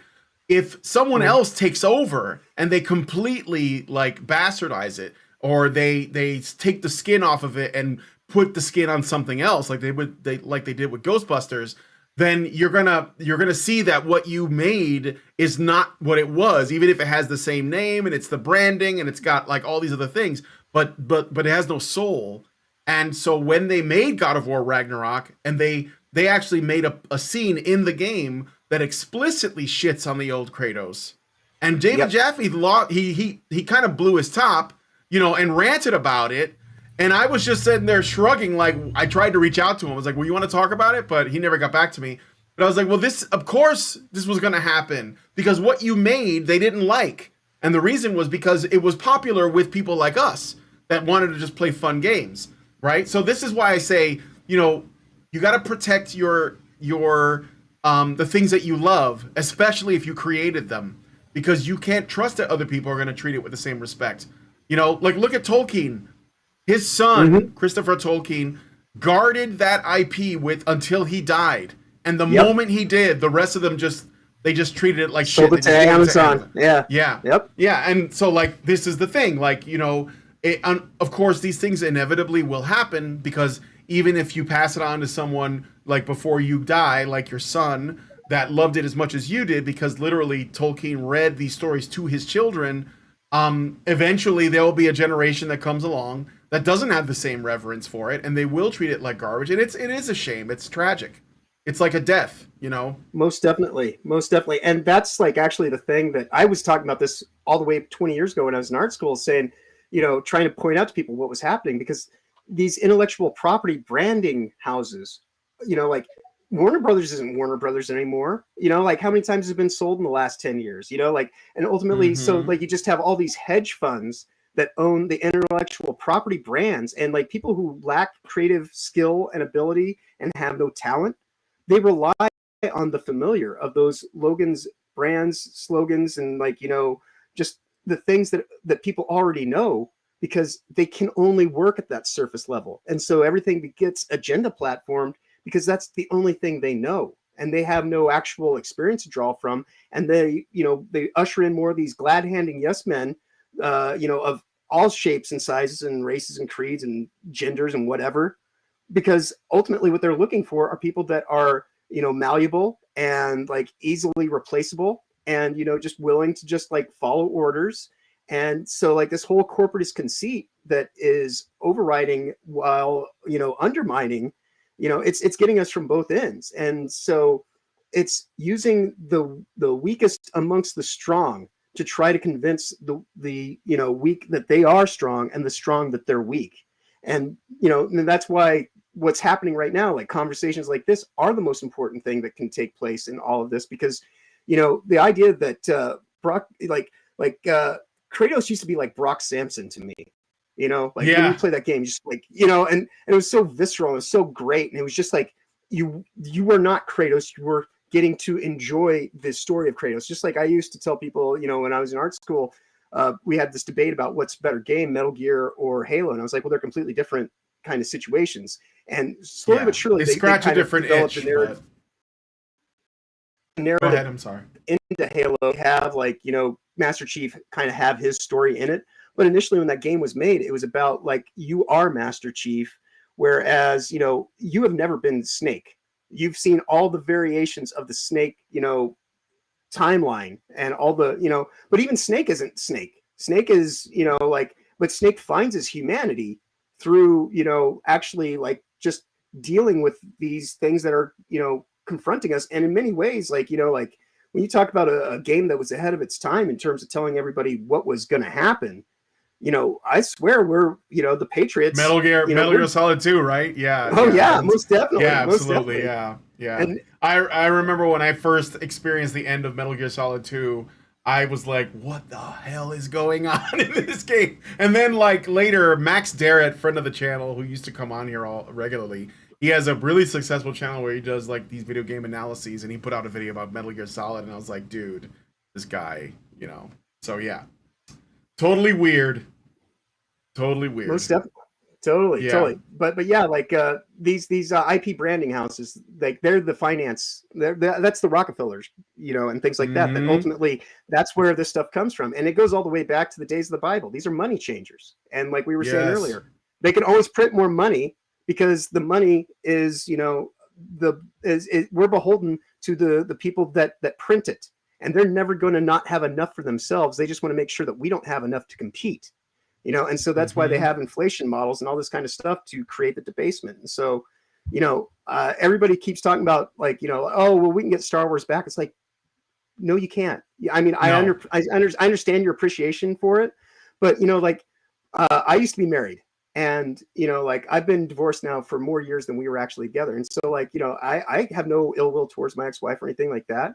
I wouldn't want to go back to that life. I wouldn't try to pretend, I wouldn't try to put on that old skin again, because I'm so much better, because like when you talk about like, when I talk about the guilt-ridden woke white women, my wife is kind of like the ex-wife is, at least when I was in art school, because she's the one who sent me to art school. I was happy to just kind of try to get in through the back door. And she was like, oh no, you got to go to like this elitist school and all this kind of stuff. And ultimately she was kind of using it as a way to siphon funds into, I think she had a couple different bank accounts that were separate from me. And towards the end of my school, she got involved with this guy who was a crane operator and had a 6-digit kind of income. And I was like, it's like what you're saying about when you're talking to David Jaffe. It's like you didn't see the writing on the wall. Like I told her straight up, like I was like, she's like, I think you really like this guy. You guys have something in common. I was like, what, you? And she's like, she was just taken back by it. And I was like, I know what you're doing. You can sit here and try, like, unless I walk in the house and catch you, in the act of what you're doing, you just think that you can just get away with this. But when I graduate, this is over and done with, and yeah. And that's ultimately what it is like, like people have to, not just go through the motions and not just be there, putting on false fronts. And that's the problem that we have. We allow all these giant level corporate entities to try to tell us what stories we should care about. If our stories get completely destroyed, then let's make more stories. Like you and I, like we're having this great conversation right here in and of itself. This is more contextually based and, informative and entertaining probably than half the shit that like people are sitting around watching on TV right now. Oh, absolutely. And I think we reach more people too, actually. I mean, maybe not this show, but generally, like, I think more people watch like YouTube videos that have like insightful and interesting information or discussions way more than they turn on the boob tube. And that's why there's a push to not just control our video games and not just like our television and our film and our music, but also the internet, social media itself, the discussions going on there, because I mean, wherever there are people acting, freely and talking to each other freely, there's danger, because that means we could exchange knowledge and information with each other and, organize and become friends and, whatnot. So right. Yeah, they're going to have to shut that down. So yeah. Yeah, anyway, that was really good. Thank you. I should wrap it up because it's almost been 2 hours. And I don't want this to be super long, but is there anything? Invite me back? Yeah, absolutely. Is there anything that you wanted to like really like? Maybe you didn't get to say that you were hoping. We covered so much. I would say that if you are interested in the stuff that I've been talking about and researching, by all means, go check out Problematic White Guy on YouTube. My Insert Token series is specifically about all this GamerGate insanity, and it's such a wide, huge thing that hasn't even been fully broken open yet. Like I've cracked the egg, and then I handed a big chunk of it to Nerd Wars because he's got a much better following. I'm like, dude, this is more important than me. I don't if I can find a way to sustain myself through this work, awesome. But ultimately, I'm concerned about freedom and liberty. Actually, getting truth to the masses in a way that don't trust me, go and double check my work. That's why I put all the links right there in my descriptions. Like, do your own investigation on it, make your own videos about it, get to know how all these things interoperate, because ultimately that's how we take away their capacity to undermine us. And then, we can actually be a fellowship of people who are people again, so that's like my main thing. That, and like I said, grow a garden and, get the people around you to grow gardens and grow different things. We can all exchange. And so we can have, a parallel economy where we don't have to rely on their poison and all this, Lots of people are working on parallel economies too. There's a lot of stuff going on that's pretty exciting, honestly. So yeah, thank you, Problematic White Guy. Let's stay in touch. I'm gonna be around every Wednesday. I'm gonna be hosting a Badger Pod GamerGate. And I will also be doing regular videos on Honey Badger Arcade. A lot of them will be game streams, but occasionally when I get a piece of news that's interesting, I'll put that up there as well. Most definitely. Yeah. Like I say, anytime you want to welcome me back, this has been a great experience. One of the best experiences I've had in years. And, I will be giving you my gamer tag. If you have a PlayStation, we can do some Helldivers together. I don't have a PS5 because I'm poor, but I do have Helldivers on my PC, and I know that that's the great thing. It's crossplay. Yeah, we can do crossplay on that. So yeah. Cool. So and like I say, if you need another mod at any point in time, like that's kind of how I'm just building myself up right now, is through the work. I'll let clout chasers chase clout, but this has been great, and I will definitely be back next Wednesday, even if it's just in the chat. All right, man. Thanks. Yeah, please. And also, guys, if you are watching, I'm going to wrap it up here. I did get one more super chat from Albert Nada, from from Albert Nader Retro. I'll give you a Badger Chan anyways. There you go. He gives us $5 Canadian and says something subtle like Deadpool getting pegged by his girlfriend on an International Women's Day because that couldn't possibly be woke, right? Yeah, I mean, it's a joke. I don't know. I mean, I guess I thought it was forgettable, but I know what you're saying. Anyway, not that subtle. So, thanks guys for coming on the show. Please subscribe to our channel, Badger Live Streams, but also I really like it if you subscribe to mine, which is Honey Badger Arcade. It is where we do the gaming stuff, and it's a little bit more focused on culture, just because Badger Live Streams has plenty on its plate as it is, and I don't want to weigh it down. But I do think the GamerGate's important because we, the Honey Badgers, have been involved like since it started. And also we were kind of like big central figures. We spoke to a lot of people in the business. We were very lucky to have that opportunity. And so like this, it's special to us because we're all very, creative people that are very interested in culture. But anyway, with all that said, if you guys like this video, please hit like, subscribe if you're not already subscribed, hit the bell for notifications, leave us a comment, let us know what you guys think about what we discussed on the show today. Links to the Problematic White Guys stuff is all in the description. I understand that the YouTube link doesn't work. I think it's because when you put in a YouTube link, YouTube tries to autocomplete it. And so I auto-completed it and it looked right, but when you go there, it doesn't work, which is stupid. So just go to his Twitter and you'll see, you can just search Problematic White Guy, right? Yeah. So it'll come up. That, or if you include insert tokens with $ instead of S's, insert tokens, Problematic White Guy, I'll take you right to the work that I'm doing. Yeah. Check it out. So, please do that. And thanks guys so much for coming on the show. If you can get my channel to 500 subs, I will start a Discord server, and that way we can form community, because is what I think is important. So thanks so much for coming on today's show. Thank you so much for joining us. Thank you, InQcell, even though you didn't say anything. I was hoping that you would, but that's okay. And see you guys in the next video. Have a good one, everybody. Activists are machines, dude. Okay? They are literal machines. They are talking point machines. They are impossible to fucking deal with, especially if you have a couple dudes who have good memory on top of that too. Holy shit, you're fucked.